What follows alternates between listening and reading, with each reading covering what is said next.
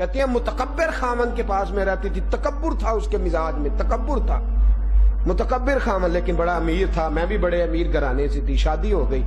کہتی ہیں چھت پہ میرا خامن بیٹھا تھا تو باہر ایک فقیر مانگنے والا آیا، مانگنے والا، تو میں اس کو کہا کہ میں اپنی جیب سے جو میرے ماں باپ نے مجھے مال دیا ہے، میں بہت سارے پیسے لے کے تیرے پاس آئی ہوں، جہیز لائی ہوں، جائیداد لے کے آئی ہوں، تو میں اس کو 10 آنے دے دوں؟ کہنے لگا چپ کر، ان کا کام ہے، خبردار اگر گئی تو۔ میں نے کہا میرے ذاتی پیسے نہیں دینے۔ کہتی ہے خامن سے نظر بچا کے، میں اتری غریب آدمی تھا، وہ مستحق تھا، 10 آنے دے دیے، دے کے واپس نکلی تو متکبر خامن نے مجھے طلاق دے دی۔ دفع ہو جا، تو بات نہیں مانتی، اتنے بڑے امیر آدمی کی تو بیوی ہے، تو میری بات ہی نہیں مانتی، بھیک منگو کے منہ لگتی ہے۔ کہتی ہے میں رسوائی کا داغ لے کے، مرد 100 دفعہ بھی طلاق دے تو بدنام نہیں، اور بی بی بیچاری ایک دفعہ طلاق ہو جائے تو 100 تفتیشیں ہوتی ہیں، پتہ تو کرو، چاہے گناہ بیچاری کا ایک بھی نہ ہو، بی بی فوری طور پہ بدنام ہے، معاذ اللہ۔ کہتی ہے میں داغ لے کے گھر آئی، 1 سال رشتہ ہی کوئی نہیں آیا، 1 سال، حالانکہ بہت سارا مال تھا، رشتہ ہی کوئی نہیں آیا۔ کہتی ہے پھر ایک رشتہ آیا تو مجھے بتایا گیا کہ نیا آدمی ہے، نیا آدمی ہے شہر میں، پیسے بڑے ہیں پر نہ جانے کون ہے، کس طرح کا ہے، شریف النفس ہے، لیکن اس کی خواہش ہے کہ تیرے ساتھ ہی نکاح کرنا ہے۔ کہتی ہے نکاح ہو گیا۔ میں نے کہا کر دو، اگر شریف ہے تو کوئی عرض نہیں۔ نکاح ہو گیا۔ جب اس کے کمرے میں گئی تو میری چیخ نکلی، یہ تو وہی ہے جو میرے دروازے پہ بھیک مانگنے آیا تھا۔ بے پرواہی ویک سجن دی، جتھے کسے دی پیش نہ جاوے، انہیں تاجاں والے در در رولے، منگتے ہیں تخت بٹھاوے۔ کہنے لگا تو میری وجہ سے تجھے طلاق ہوئی تھی، دن رات ایک کر کے کمائی بھی کرتا رہا اور 5 وقت رو کے دعا بھی مانگتا رہا کہ خداوندہ بیچاری کا قصور کیا تھا، میری وجہ سے اجڑ گئی ہے، اللہ مجھے توفیق دے میں بساؤں۔ پر میں اتنے پیسے کمائے ہیں جتنے تیرے پہلے خامن سے زیادہ تھے، تیرے باپ سے زیادہ تھے، اور آج میں آیا ہوں اس شہر میں تیری خاطر واپس آیا ہوں، تیرے ساتھ نکاح کرنے کے لیے۔ کہتی ہے اتنی عزت کرتا تھا، مجھے پیروں کی طرح رکھتا تھا۔ 1 سال اور گزرا، اسی طرح کا مکان بنا جیسے پہلے خامن کا تھا۔ چھت پہ میں بیٹھی تھی، باہر کوئی مانگنے والا آیا تو کہتی ہے میں نے کہا کہ میرے پاس 20 آنے ہیں، دے دوں؟ کہنے لگا 20 اپنی طرف سے دے، 30 میری طرف سے دے۔ کہتی ہے دروازہ کھولا تو غش کھا کے گری، یہ تو میرا پہلے والا خامن ہے، یہ آج بھیک بے پرواہی ویک سجن دی، کسے دی پیش نہ جاوے، انہیں تاجاں والے در در رولے، منگتے ہیں تخت بٹھاوے، او سجنا کسے نو کارا مل دئی، کوئی کعبے او خالی آوے۔ فرمایا میں اس کا یہ عالم دیکھا تو میں بے ہوش ہو کے گری۔ میں نے کہا اللہ تیری تقسیم ہے، کل جو بادشاہ تھا آج کا فقیر ہے، اور جو کل کا فقیر تھا وہ۔ میرے دوست تو پیسے نہیں جمع کرا کے آیا کہ اللہ ساری نعمتیں تجھے دے، کرم شکر عطا میرے مالک کی ہے، اسے امانت سمجھ کے استعمال کر۔ غرور نہیں آنا چاہیے، تکبر نہیں آنا چاہیے۔ تیرے ساتھ کئی لوگ دبئی گئے تھے، بھوکے واپس آئے ہیں، تجھے اللہ نے جھولی بھر کے عطا فرمایا ہے۔ تیرے ساتھ کئی لوگ گئے تھے کالج پڑھنے، میٹرک سے فیل ہو کے لوٹ آئے ہیں، تیرے ہاتھ میں خدا نے MA کی ڈگری دے کے تجھے بھیجا ہے، اس کی تقسیم ہے، اس کی تقسیم پہ شکر ادا کر۔ تیرے ساتھ لوگوں نے تجارت شروع کی تھی، فیل ہو گئے، تجھے اللہ نے عطا کر کے بھیجا ہے۔ میرے دوستو کبھی تو جائے اور آنکھیں بند کرے، اور کبھی تو اپنا ماضی یاد کرے، اور کبھی تو وہ دور یاد کرے جب کچھ نہیں تھا۔ تو میں نے کئی دفعہ بات سنائی ہے، پھر تجھے لے جاؤں۔ عمر فاروق ایک خشک تنے کو معانقہ کر کے جپھی ڈال کے رو رہے تھے۔ حضرت عبداللہ ابن عمر فرماتے اتنا رو رہے تھے کہ آنسو تھمے نہیں جاتے تھے۔ تو میں نے کہا ابا جی آپ کا درد دیکھا نہیں جاتا، روتے کیوں ہو؟ تو کہنے لگے بیٹا خدا کی رحمت پہ رو رہا ہوں، مصطفیٰ کے کرم پر شکر ادا کر کے رو رہا ہوں۔ کہا ابا جی کیا ہوا؟ فرمایا میں اس درخت کے نیچے بیٹھا کرتا تھا، یہاں درخت ہوتا تھا اور میرا باپ ہوتا تھا، 10 اونٹ ہوتے تھے۔ فرمایا 10 اونٹ ہوتے تھے، مجھ سے سنبھالے نہیں جاتے تھے، میرا باپ ڈنڈوں سے مارا کرتا تھا، کچھ نہیں تھا عمر کے پلے۔ دیکھو آج عمر کا نام آتا ہے تو کسرا کا بادشاہ کانپ جاتا ہے، کیسر روم تڑپ جاتا ہے۔ فرمایا یہ میرا کمال نہیں، یہ میرے محمد عربی کی نظر ہے، یہ رسول اللہ کی نظر ہے۔ میرے دو پہلے تو نعمت کو امانت جان، تیرے پاس جو بھی ہے جو بھی ہے تیرے پاس وہ امانت ہے، جو تیرے پاس ہے وہ امانت ہے۔ سبکتگین محمود غزنوی کا باپ تھا، بہت بڑا بادشاہ تھا، تو وہ جاتا تھا نا جب بزرگان دین کے پاس تو کہتا تھا حضور مجھے دم کر دے، میرے اندر تکبر نہ آ جائے۔ تو کہا جناب کیوں؟ کہنے لگے میں مخلوق الحال تھا، مجھے تو 10 آنے ادھار کوئی نہیں دیتا تھا، اللہ نے کرم کیا ہے تو مجھے حکومت عطا فرما دی ہے۔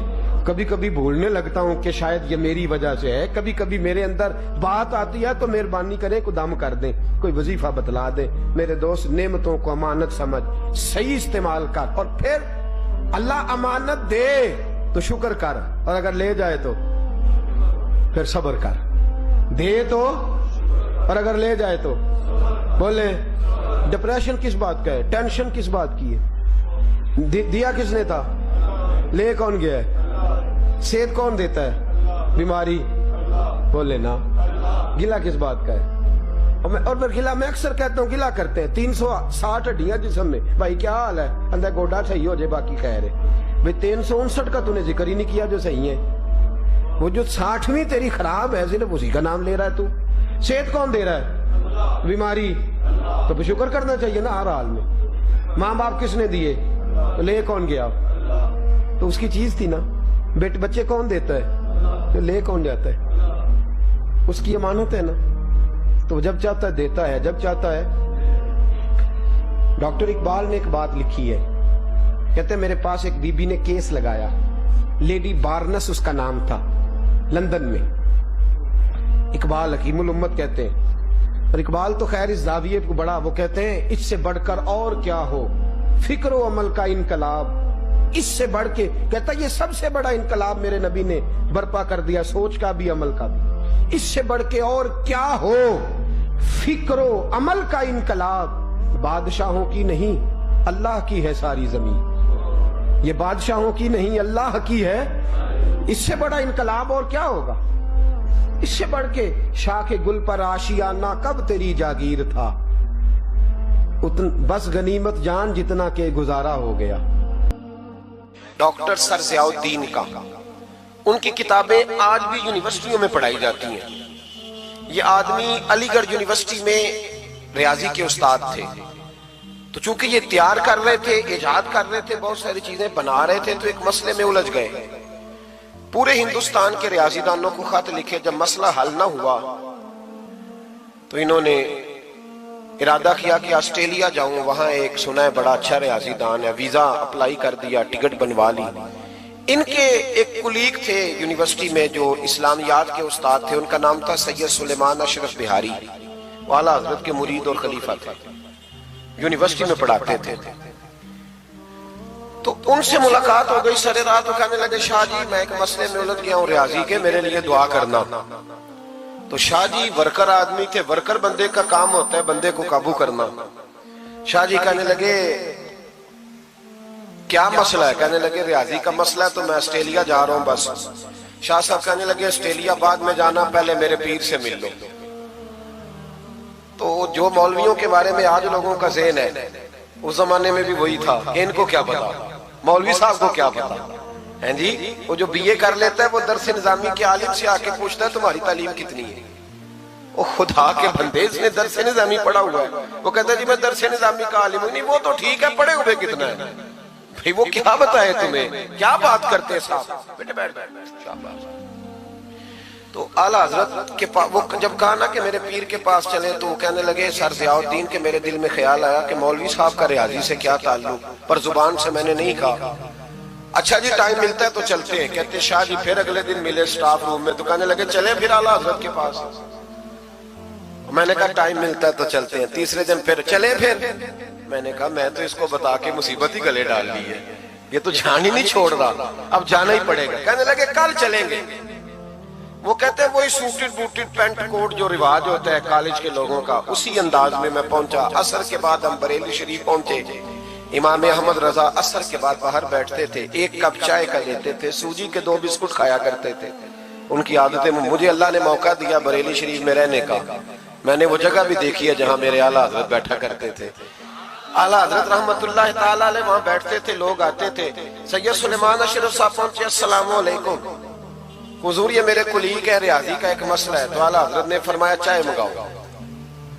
तो वो सर ज़ियाउद्दीन कहते हैं मेरे दिल में ख्याल था कि 10 मिनट बैठूंगा, मसला तो मेरा हल होना कोई नहीं, तो चलो ये मेरा कुलीग है 10 मिनट बैठूंगा। कहते हैं वो मैंने कागज आला हजरत को थमाया, मेरे हाथ में चाय की प्याली आ गई, इधर देखना मेरी तरफ। कहते हैं 1.5 मिनट लगा। आला हजरत ने चंद लाइनें खींची और जब उन्होंने मेरे हाथ में मसला पकड़ाया तो चाय की प्याली मेरे हाथ से गिर गई। मेरा मसला जो कोई हल नहीं कर सका वो कर दिया। तो मैंने कहा हुजूर ये आपने कैसे, मैं होता ना आला हजरत की जगह तो मैंने कहना था जनाब बड़े बड़े हैं उस्ताद, बड़े काबिल थे, हमारे तो बाएं हाथ की खेल है। पर वो आला हजरत थे ना, आजी भी आला दर्जे की थी। मेरे इमाम फरमाने लगे ये लो, कहा हुजूर आपने रियाजी कहाँ पढ़ी? फरमाने लगे जरा लफ्ज देखिए, फरमाने लगे फकीर का रियाजी से क्या ताल्लुक? फकीर का रियाजी से, मैं तो रसूलुल्लाह के दीन का छोटा सा तालिब इल्म हूँ, अगर पढ़ूंगा तो या अल्लाह का कुरान पढ़ूंगा या मोहम्मद अरबी का फरमान पढ़ूंगा। मेरा क्या ताल्लुक? वो तो हमारे पास लोग विरासत का मसला पूछने आते हैं। एक शख्स इंतकाल कर गया तो उसकी बेटी को कितना मिलेगा, तो बेटे को कितना मिलेगा, तो बीवी है तो कितना मिलेगा, और अगर बच्चे नहीं तो बहन भाई को कितना मिलेगा। तो उसके लिए ना मैंने थोड़ी सी रियाजी सीखी थी। हमारा रियाजी से क्या रिश्ता? मैंने तो रियाजी भी लोगों को नबी पाक का दीन समझाने के लिए सीखी है। तो वो शख्स उठ के खड़ा हुआ, आला हजरत के हाथ चूमे और चूम के कहने लगा मौलाना आपको तो नोबल इनाम मिलना चाहिए, लेकिन सच्चे गुलाम थे ना मेरे नबी पाक। आला हजरत फरमाने लगे तो नोबल इनाम को छोड़, तू चेहरे पे दाढ़ी रख, 5 नमाजें पढ़ा कर, समझ मुझे इनाम मिल गया। तू सच्चा गुलाम बन जा हुजूर का, समझ मुझे इनाम। भाई ये उनके इल्म का, फकाहत का ये आलम था। मेरी बात में तवज्जो करें जी, बातें न करें। आला हजरत रहमतुल्लाह ताला अलैह इस तरह उलूम हासिल किए। फिर जरा आगे देखिएगा, फिर उन्होंने पहरा दिया सारी जिंदगी, गलत बातें नहीं आने दी।